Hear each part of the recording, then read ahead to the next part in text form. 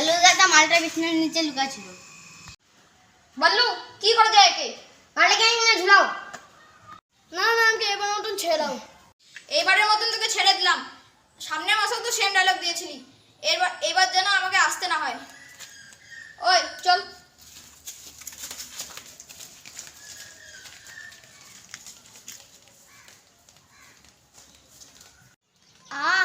বাঁচলাম, তুই যাই বসি।